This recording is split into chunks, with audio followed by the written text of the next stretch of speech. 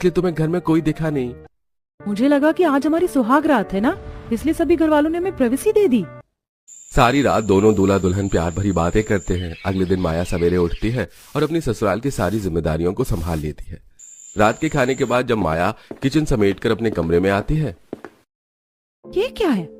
मेरा बिस्तर कहाँ गया? चादर तकिया कुछ भी नहीं है कमरे में। भाभी, आपके कमरे से बिस्तर मैं ले गई थी छत पर लगाने के लिए। अब आप भी सारी लाइट्स बंद करके छत पर आ जाइए। लेकिन छत पर क्यों? अरे भाभी, वो क्या है ना, हम लोग ज्यादातर छत पर सोते हैं और आज तो मौसम भी काफी अच्छा है, ठंडी ठंडी हवाएं चल रही है। चलिए अब आप भी आ जाइए।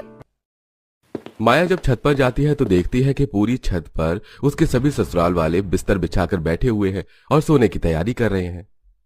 चलो अब तो हमारी बहू भी आ गई, अब हम सब एक साथ छत पर सोएंगे। नहीं माँ जी, मैं छत पर नहीं सो सकती, मुझे इस तरह छत पर सोना बिल्कुल भी नहीं पसंद है। अरे बहू, तो हम कौन सा रिश्तेदारों के साथ या किसी और की छत पर सो रहे हैं? हमारी अपनी छत है, तो भला सोने में क्या शर्म? माँ जी, मैं अपनी जिंदगी में कभी छत पर नहीं सोई। यहाँ तक कि जब मैं गाँव जाती थी तब भी मैं अकेले नीचे घर में ही सोती थी, भले ही बाकी सब लोग बाहर छत पर क्यों ना सोएं। मैं नहीं सो सकती इस तरह छत पर। माया, क्यों बहस कर रही हो? हम सब भी तो सो रहे हैं ना, तो तुम्हें सोने में क्या दिक्कत है? चुपचाप से आकर सो जाओ और बहस मत करो। हम सभी को सुबह जल्दी उठना है।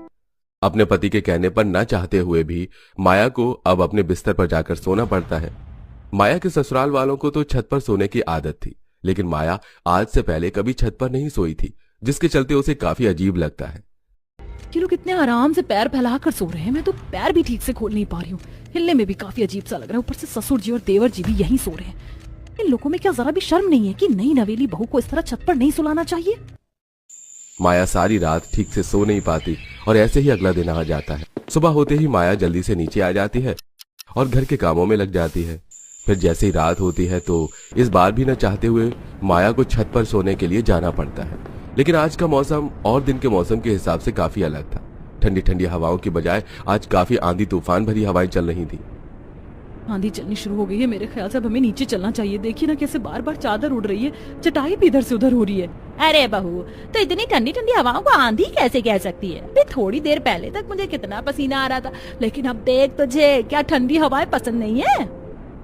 और नहीं तो क्या बहू, और रही चादर और चटाई की बात,